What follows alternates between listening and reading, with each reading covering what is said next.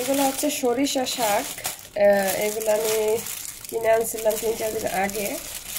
তো খাবো খাবো করে খাওয়া হয় না, একটা অন্য কিছু রান্না করে ফেলছিলাম, তো আর শাক খাইতে ইচ্ছা করে নাই। তো সেই জন্য এই যে সরিষা শাক, এগুলো হচ্ছে চাইনিজ সরিষা হয়তো বা চাইনিজ সরিষাটাই হবে, অনেক বড় বড় পাতা। তাই এটা খাইতে অনেক বেশি ভাল লাগে, আমার সরিষা শাক অনেক বেশি ভাল লাগে। এটা তো সরিষার শাক,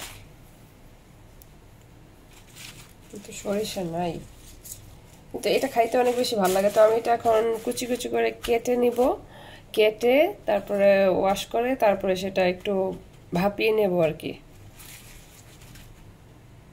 এই যে চাইনিজদের সবজি যদি আনা হয় তাহলে কি হয়, চাইনিজ মার্কেট থেকে সবজি আনলে বা ইয়া করলে তো সেখানে আর এই যে বাছাবাছির কোনো ঝামেলা থাকে না, একদম পরিষ্কার থাকে। শুধু এনে কেটে পরিষ্কার করে ধুয়ে রান্না করলে হয়ে যায়। এখানে যতটুকু দেখা যায় ততটুকুই থাকে, কোনো বাড়তি মানে ফেলে দেওয়ার মতো কিছু থাকে না। যেমন অন্য জায়গা থেকে আনলে মানে বেছে বুছে দেখা যায় অর্ধেকটা মানে ফেলে দিতে হয়। তো এইখানে একটা সুবিধা, তো আমি সেই জন্য শাক কিনলে আমি চাইনিজ দোকান থেকে কেনার চেষ্টা করি। তাহলে কি হয়, এইখানে সবজিটা মানে শাকটা অনেক বেশি পরিষ্কার থাকে আর বাছাবাছির কোনো ঝামেলা থাকে না। তো আমার সময়টা বেঁচে যায়। আর হচ্ছে যেহেতু বাচ্চা আছে ছোট, তো আমার এগুলো করে রান্না করে খাওয়াটা অনেক বেশি সময়ের ব্যাপার। তো সেই জন্য আমার জন্য এটাই অনেক আমার ভাল লাগে আর কি। তো এই জায়গাটা যেহেতু মানে একটু ছোট ছোট করে কাটবো, আর শাকের জায়গাটা একটু ভালো মানে বড় করে কাটবো। এটা হচ্ছে শক্ত, তো শাক যেহেতু গলে যাবে, তো এই জায়গাটা একটু ছোট ছোট করে কেটে না নিলে একসাথে হবে না।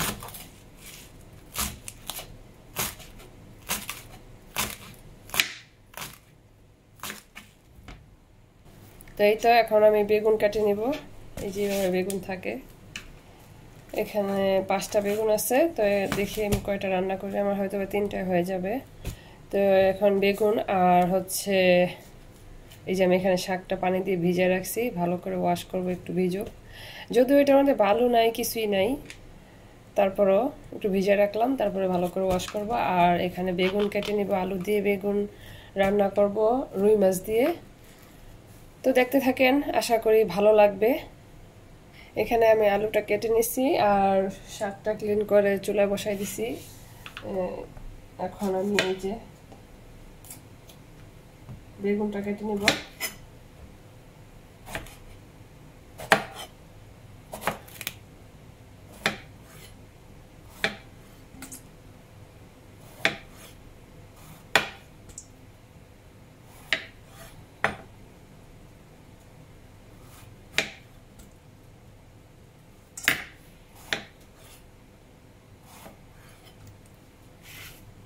তো মানে পেঁয়াজ কেটে দিছি, একটু রসুন কেটে নিব।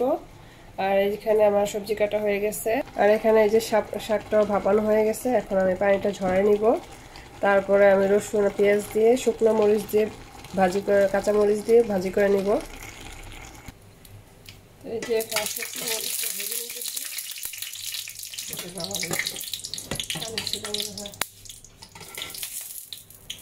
তারপরে এখানে রসুন কুচি দিয়ে দিলাম, এখানে কিছু পেঁয়াজ কুচি দিয়ে দিলাম।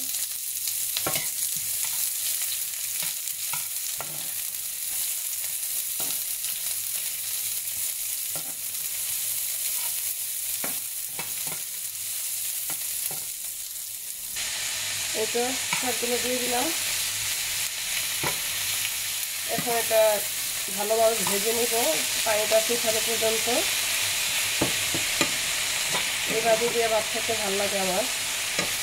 আজকের ভাজিটা দেখি অনেক সময় সরিষার শাক নাকি তিতা পড়ে, তো দেখা যাক, আমি কখনো তিতা পাই নাই, আজকেরটা কেমন হয়ে যায় না।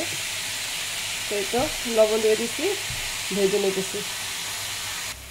এখন কাঁচামরিচ দিয়ে দিব।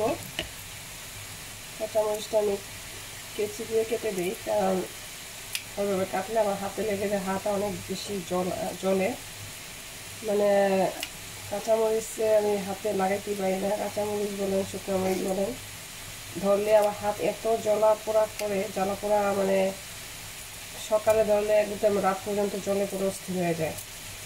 তো সেই জন্য এই অবস্থা। আর শাকের মধ্যে ঝাল হইলে বেশি ভালো লাগে আমার কাছে, ঝাল ঝাল শাক ভাজা খাইতে ভালো লাগে ঝাল হইলে, ঝাল ঝাল না হইলে ভালো লাগে না। এখানে মশলাটা কষা নিচ্ছি, সবজিগুলো দিয়ে দেবো, বেগুন আর আলু। এটা ভালোভাবে কষা দিব।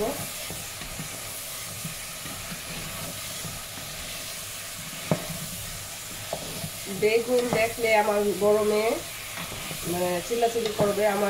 আমার যেহেতু অ্যালার্জি, বেগুন খাওয়ার সাথে সাথে আমার চোখ ফুলে যায়, মানে বেশিরভাগ সময়ই চোখ ফুলে যায়, চুলকানি বেড়ে যায়। তো আমার মেয়ে দেখলেই, যদি আমি কিনতে যাই ওর সাথে নিয়ে, তাহলে তার কথাই না, আমাকে কিনতেই দিবে না।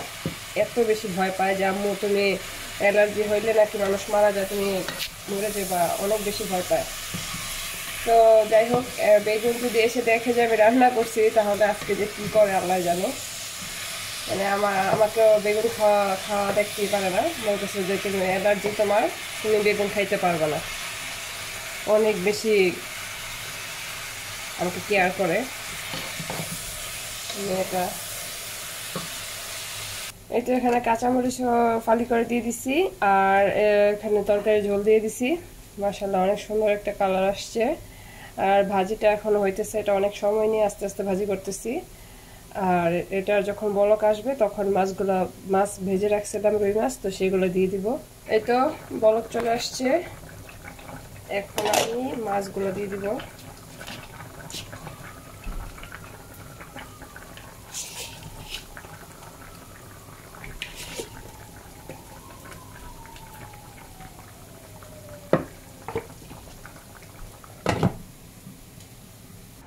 এই তো শাকটা রান্না হয়ে গেছে, আমি এখানে একটা বাটিতে নিয়ে নিলাম।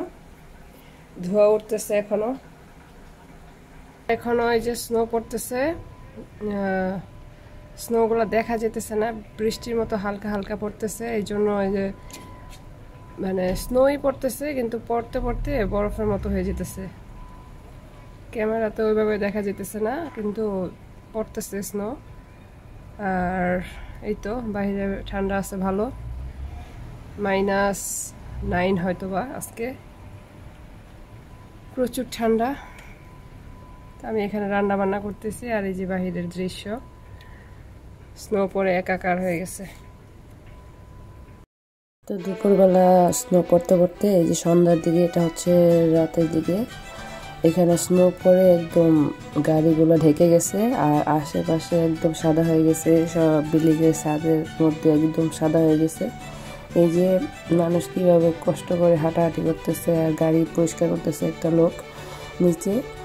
তো এই শীতের দিনে এই হচ্ছে কাজ। আর এই হচ্ছে আমার বাসার অবস্থা। আমার ছোট মেয়েটার শরীর ভালো না, এই যে কোথায় গিয়ে বসে আছে। আর আমার ছেলেটা বক্সের মধ্যে সবসময় বসে থাকে, বক্স পেতে তো এত খুশি লাগে কি বলবো।